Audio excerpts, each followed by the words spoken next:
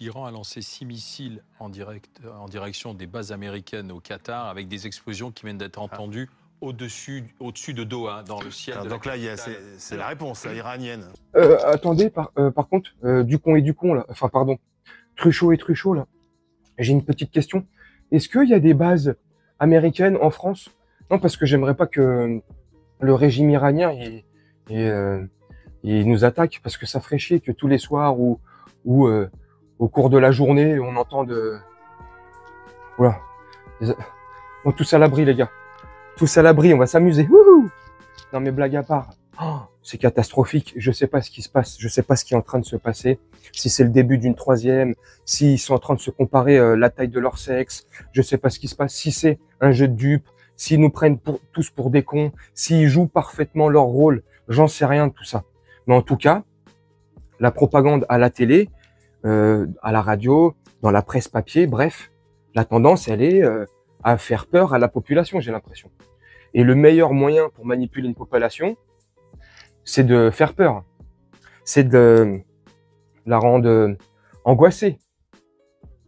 Et le meilleur moyen de rendre les gens angoissés, c'est de faire ce qui se passe en ce moment. Enfin, je sais pas, après tout. On peut penser et imaginer tous les scénarios. Mais là, vraiment, l'Iran a franchi un cap. Apparemment, si on écoute les experts géopolitiques, apparemment, si l'Iran touche ou toucherait des militaires américains, là, ça serait le début de la fin du début, le début de l'escalade, j'en sais rien. Parce que l'Iran a envoyé 6 missiles sur une base aérienne américaine au Qatar. Et l'Iran, dans un communiqué qui est sorti il y a quelques minutes, a dit qu'il ne visait aucunement le Qatar, que c'était explicitement les militaires américains et la base américaine qui visaient. Ils avaient envoyé un communiqué aussi avant d'envoyer les missiles pour prévenir, pour que tout le monde se mette à l'abri, pour qu'il y ait éventuellement un minimum de civils touchés, de victimes. Et c'est en train de partir en sucette.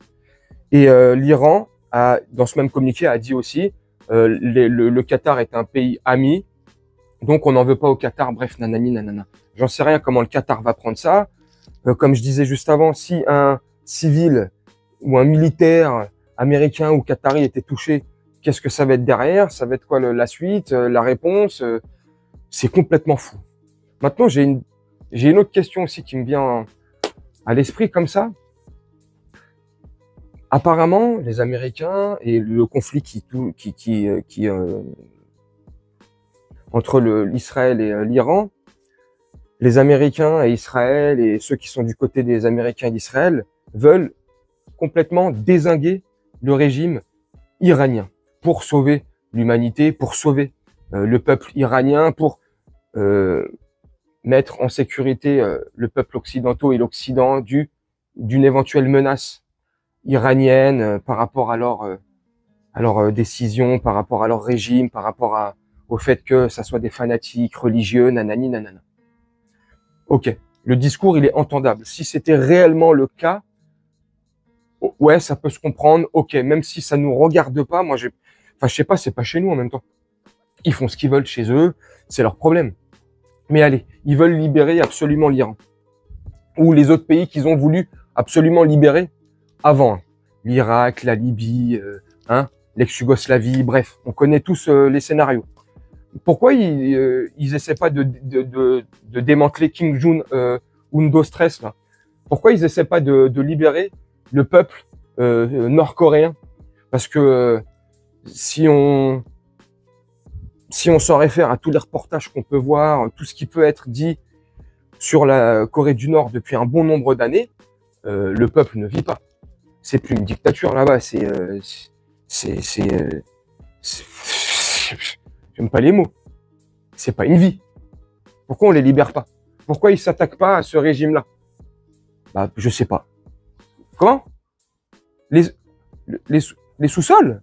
De quoi les sous-sols? Ah, les sous-sols, ça les intéresse pas. Peut-être, merci. Ah, peut-être, ouais, ouais, t'as pas tort. Il a pas tort, mon ami imaginaire. Peut-être que le sous-sol nord-coréen, je sais pas, il est peut-être pauvre, il a pas d'oseille, il les intéresse pas, j'en sais rien. Et peut-être que le sous-sol là-bas, les terres là-bas, je sais pas, c'est peut-être plus intéressant, je sais pas. Hein. Merci, hein. C'est mon pote imaginaire hein, qui dit ça. Qu'est-ce que vous en pensez, vous? Mais en tout cas, là, une chose est sûre, c'est que j'ai pas l'impression que ça va aller en s'arrangeant. Maintenant, dites-moi ce que vous en pensez, vous, en commentaire.